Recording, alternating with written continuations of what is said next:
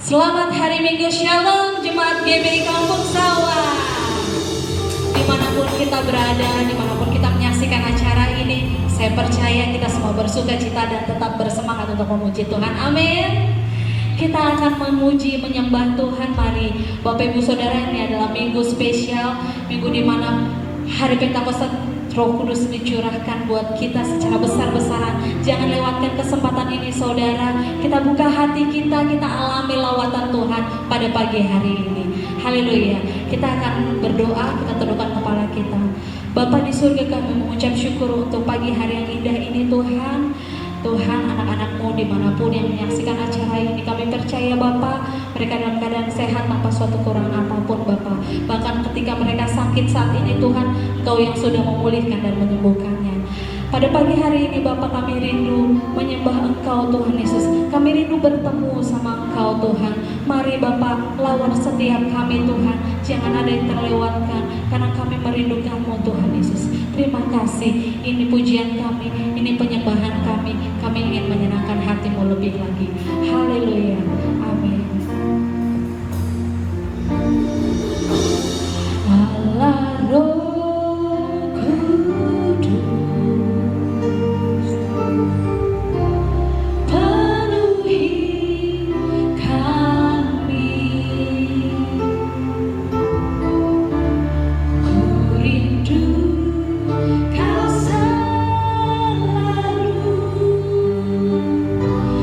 dalam hidup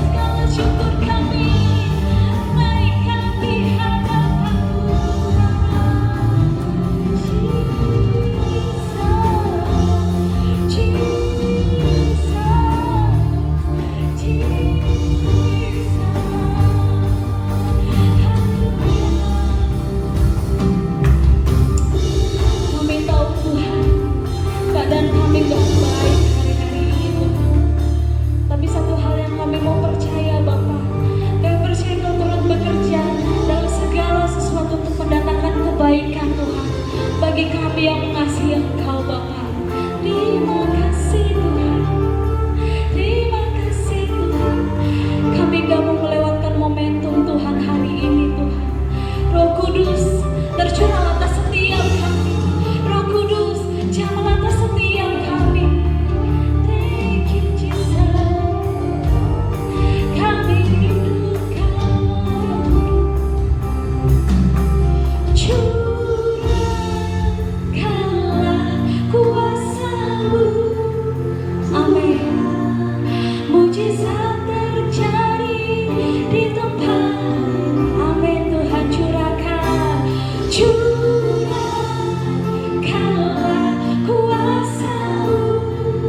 Tuhan, mujizat terjadi sekarang.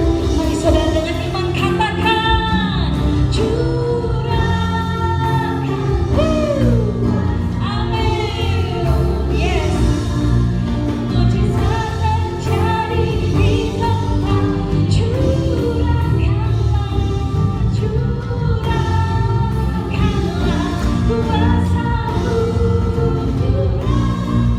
Mujizat terjadi lebih lagi dengan iman saudara. Curahkanlah kuasa-Mu.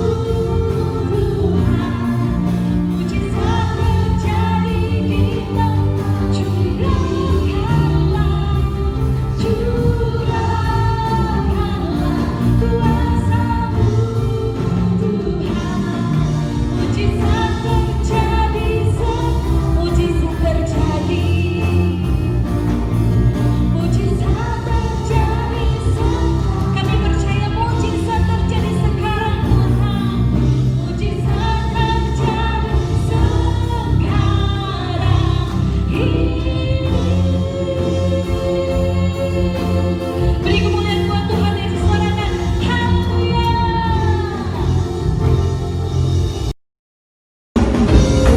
Dengan penuh sukacita, mari kita sama-sama bertepuk tangan.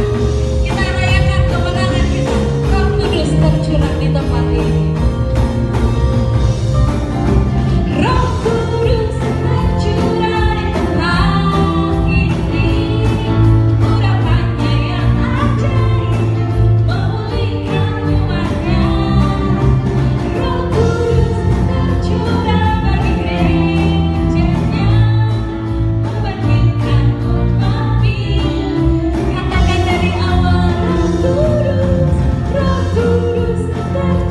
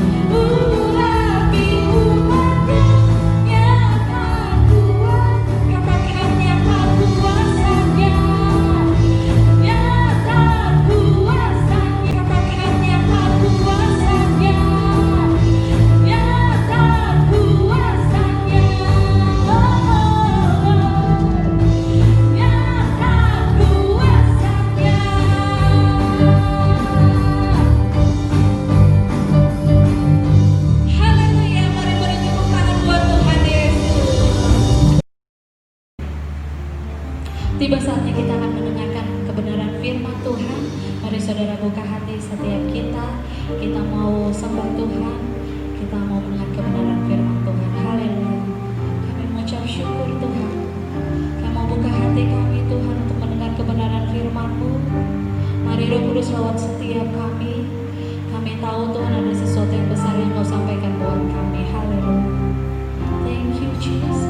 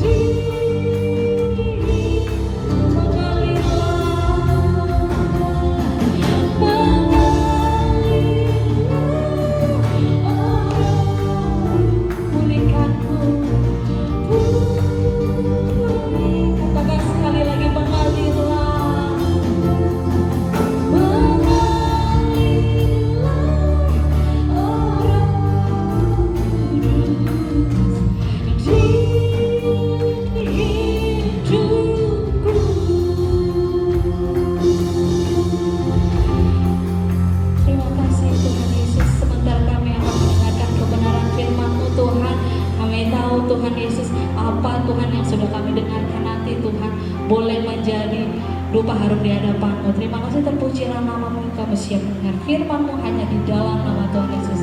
Haleluya, amin. Shalom, saya akan menyampaikan firman Tuhan yang berjudul Roh Kudus dicurahkan sebagai penolong. Nah, dalam kehidupan kita sehari-hari, Bapak Ibu, jemaat yang dikasihi Tuhan, di tengah-tengah tekanan hidup, apalagi di tengah pandemi seperti ini, COVID segala macam, kita perlu penolong, perlu penghibur, yaitu kuasa Roh Kudus. Janji firman Tuhan, Dia tidak akan meninggalkan kita sendirian. Yohanes pasal 14 ayat 16, Aku akan minta kepada Bapa dan Ia akan memberikan kepadamu seorang penolong yang lain, supaya Ia menyertai kamu selama-lamanya. Roh Kudus adalah penolong, artinya Roh Kudus yang akan menyertai dan menolong kehidupan orang percaya selama-lamanya. Roh penolong yakni membantu orang percaya untuk bertindak, bersikap, dan mengambil keputusan yang sesuai dengan firman Tuhan. Roh Kudus adalah penolong, artinya Roh Kudus yang akan menyertai dan menolong kehidupan orang percaya selama-lamanya. Jika kita disertai oleh Roh Kudus dan bersedia menolong kita mengambil keputusan di dalam hidup kita, apakah kita senantiasa meminta pertimbangan Roh Kudus sebelum kita ambil keputusan dalam hidup ini, atau hanya setelah kita kena masalah baru minta pertolongan Roh Kudus? Nah, pertanyaannya adalah, mengapa orang percaya perlu penolong, yaitu Roh Kudus itu? Poin yang pertama adalah, orang percaya tetaplah manusia yang belum sempurna dan mempunyai keterbatasan. Dalam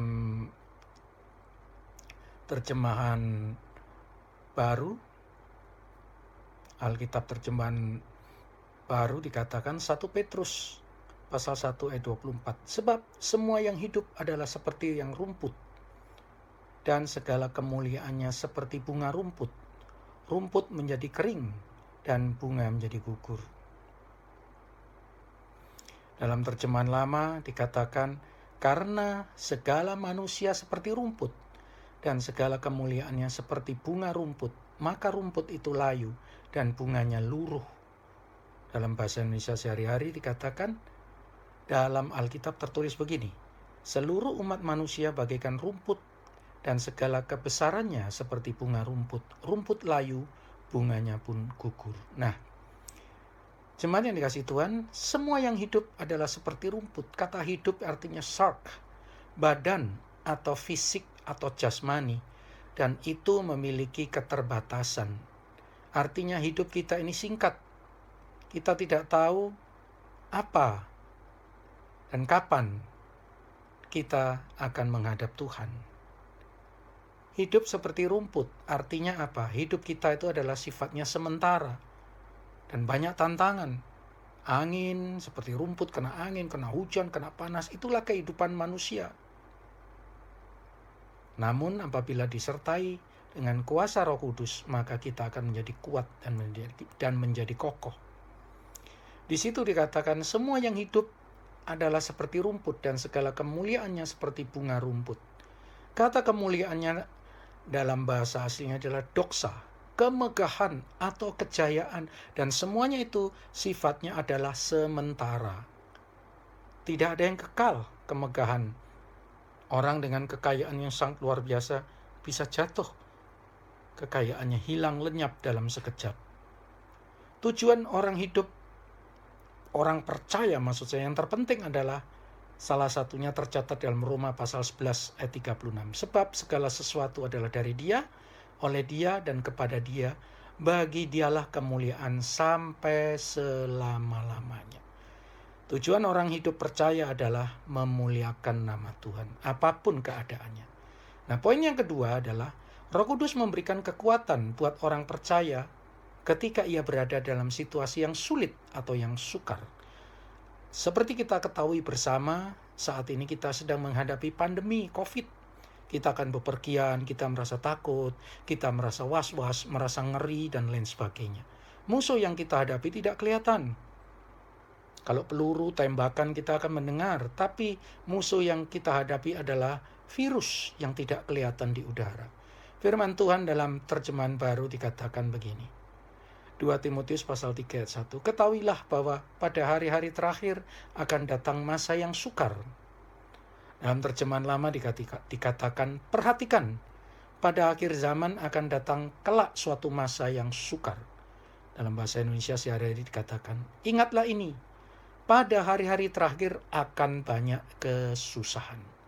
Kata sukar dalam bahasa aslinya ada kalepos, yang memiliki kata arti beberapa, sukar atau ganas, atau penuh kekerasan yang dilakukan manusia yang satu terhadap manusia yang lain, melonjaknya angka kriminalitas di seluruh dunia ini, bullying.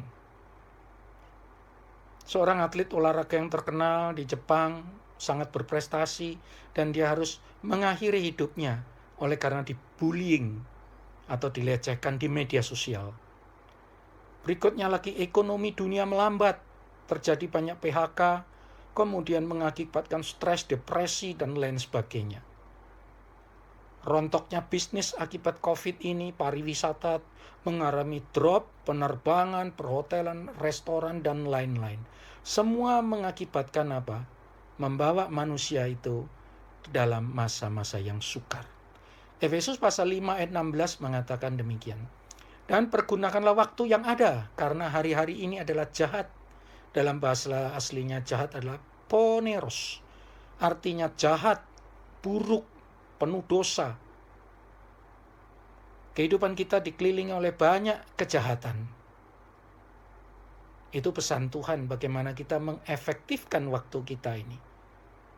Poin yang ketiga, Roh Kudus memberikan pedoman, arahan, agar orang percaya hidup sesuai dengan firman Tuhan dan mampu mengidentifikasi mana tindakan yang baik, yang benar, dan mana yang salah, dan mana yang melanggar firman Tuhan.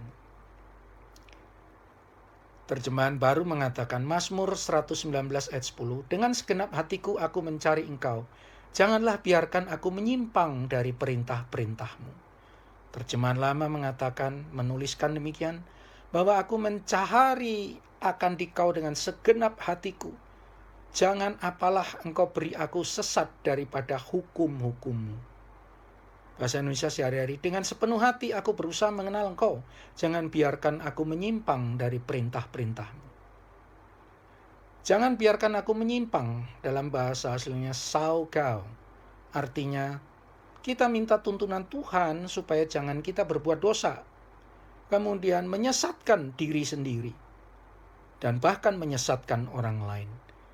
Kita bisa tersesat di dunia ini, walaupun mungkin work from home, melalui tayangan-tayangan, melalui media-media sosial yang mungkin isinya tidak bertanggung jawab, mengandung hoak, dan lain sebagainya, dan lain sebagainya.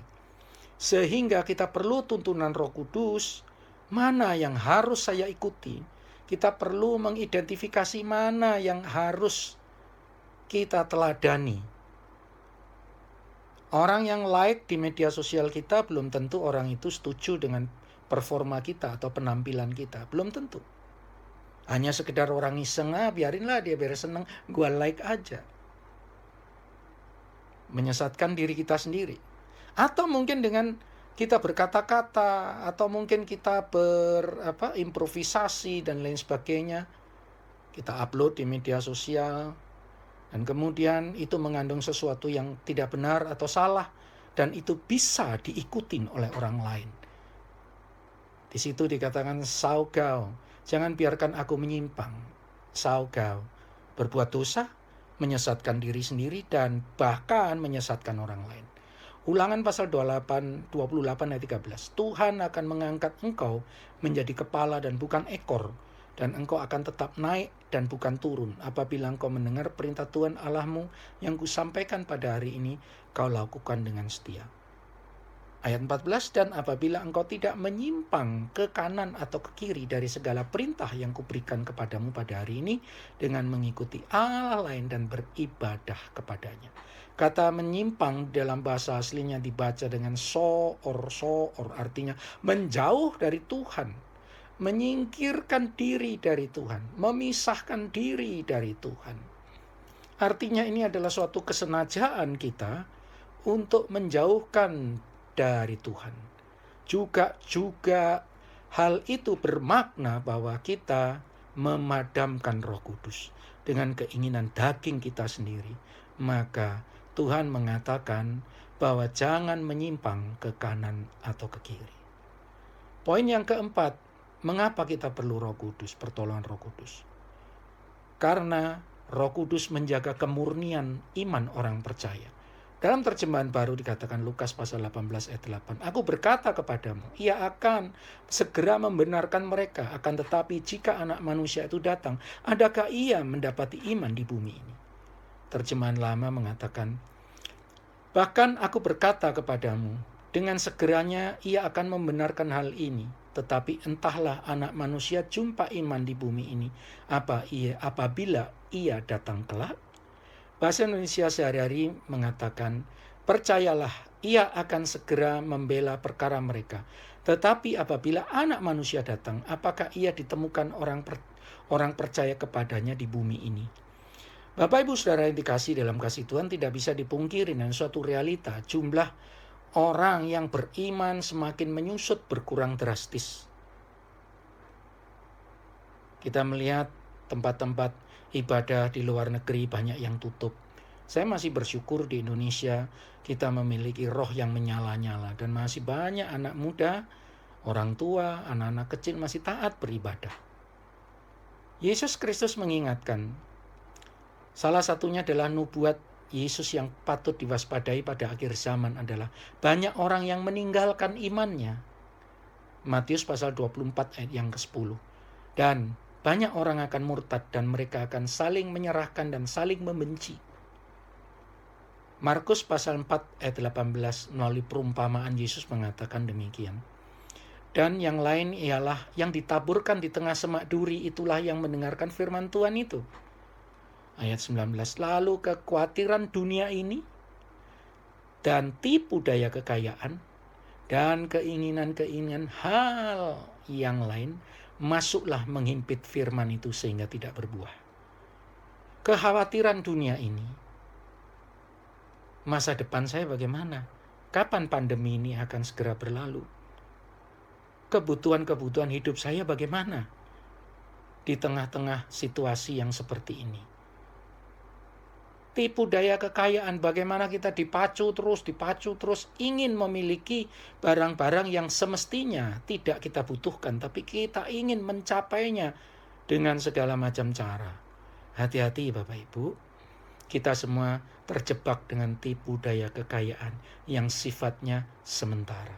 Dan keinginan-keinginan akan hal yang lain yang tidak berguna sebetulnya untuk kehidupan kita ini, tapi kita paksakan untuk meraihnya.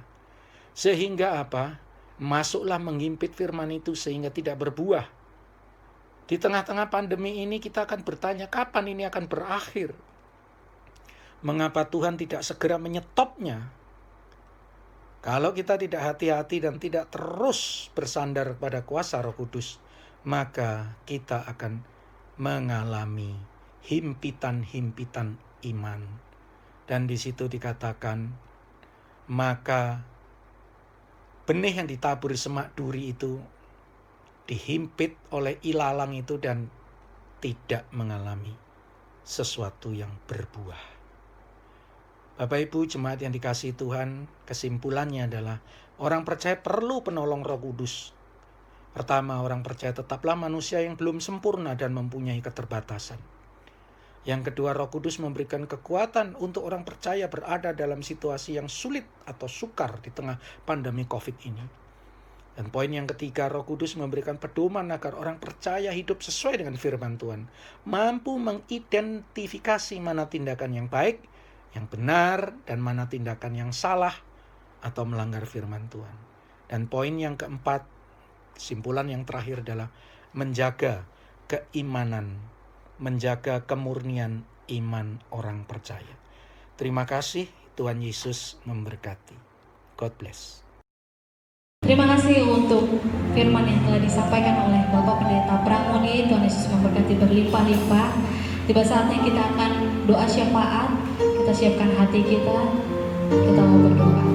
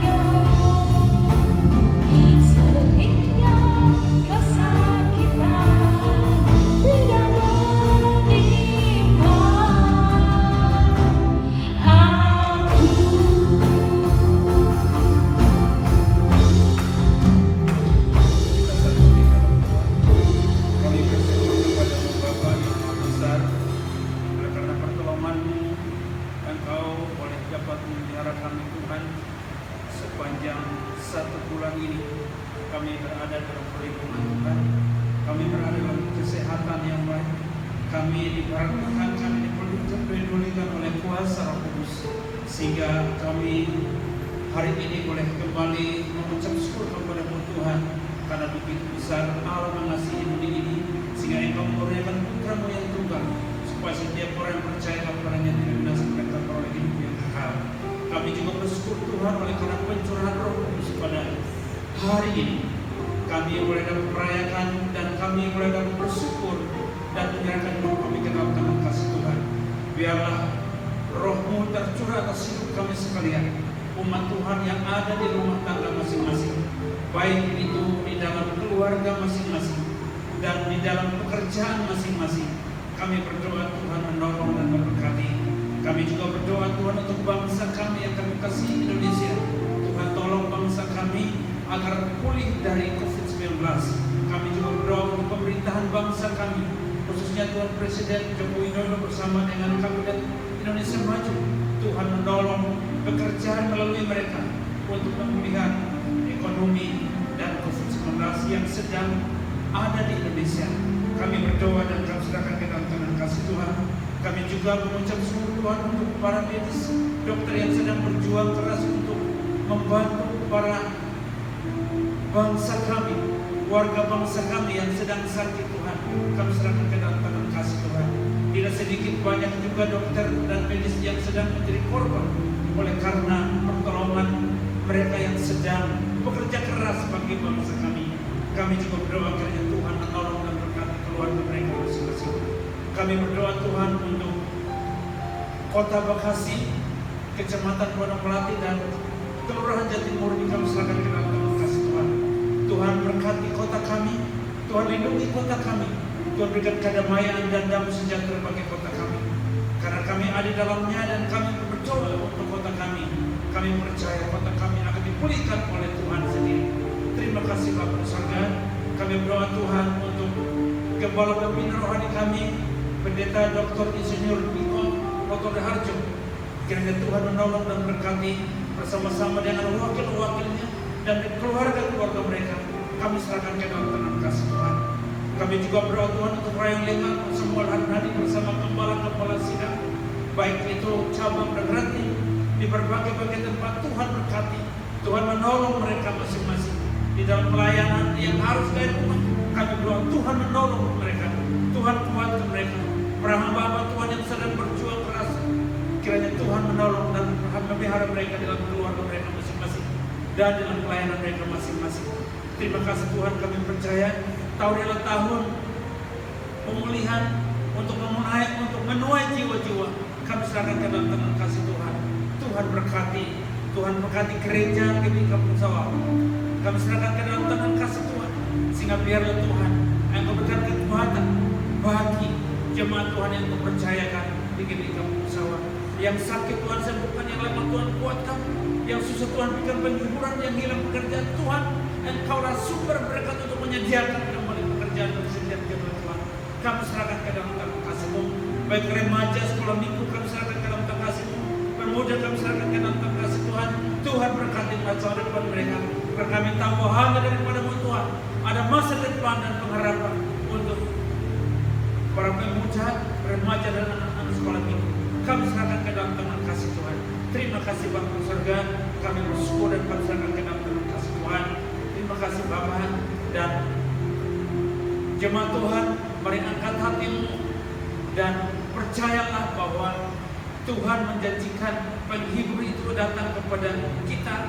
Dan percayalah, jika engkau sakit Tuhan akan pulihkan, jika engkau lemah Tuhan akan kuatkan. Dan jangan khawatir, tetap percaya kepada Tuhan dan angkat hatimu, terimalah berkat Tuhan. Kekasih-kekasih Tuhan, biji mata Allah, percayalah Tuhan akan memelihara hidupmu dan terimalah berkat Tuhan. Berkat damai sejahtera yang berlimpah-limpah dari Allah Bapa di surga melalui Yesus Kristus Tuhan dan Juru Selamat kita, dan di dalam pertolongan Roh Kudus kiranya menyertai saudara mulai dari sekarang sampai selama-lamanya. Mari semua kita yang percaya sama-sama katakan amin.